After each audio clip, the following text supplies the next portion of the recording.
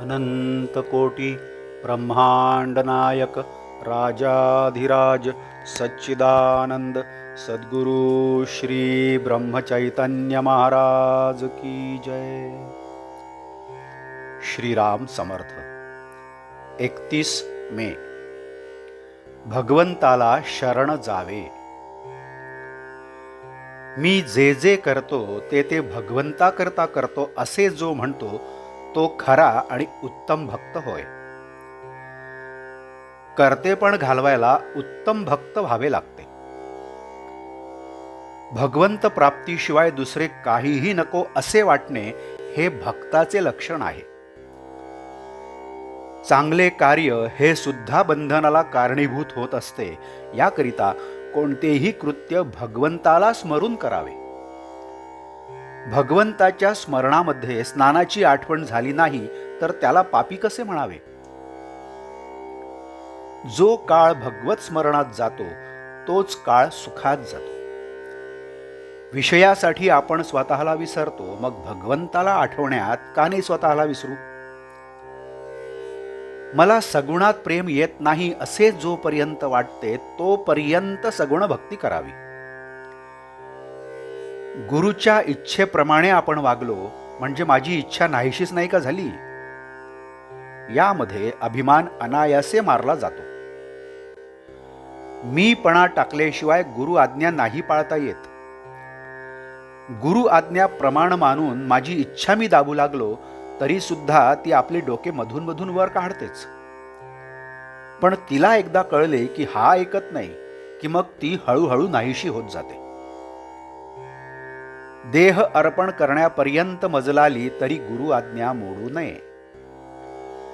देहातीत व्हायला गुरु आज्ञेप्रमाणे वागणे याकरता दुसरे काय आहे। मी देही नाही असे म्हणत राहिला तर माणूस केव्हा तरी देहातीत होईल। आपला धर्म आणि नीती सांभाळावी आणि सत्संगतीने राहण्याचा प्रयत्न करावा। संत आणि प्रापंचिक दोघेही प्रपंच करतात, पण प्रापंचिक कर्तेपणा आपल्याकडे घेतात तर संत राम करता असे म्हणून प्रपंच करतात। कर्तेपण तुम्ही आपल्याकडे घेतले तर सुखदुःख भोगावे लागेल। बायको आजारी पडली तर रात्रंदिवस जागतो आणि स्वतःला विसरतो, मग भगवंताकरिता नाही का तसे करता येणार। तळमळ असली पाहिजे की मग सर्व काही होते। किती दिवसात मुक्ती मिळेल याला समर्थांनी फार चांगले उत्तर दिले आहे। ज्या क्षणी भगवंत स्मरणात स्वतःला विसराल त्या क्षणी मुक्ती मिळेल।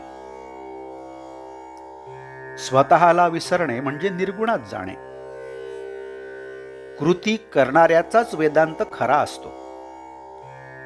मी विद्वान आहे असे वाटू लागले की भगवंताचे भजन करण्याची लाज वाटते।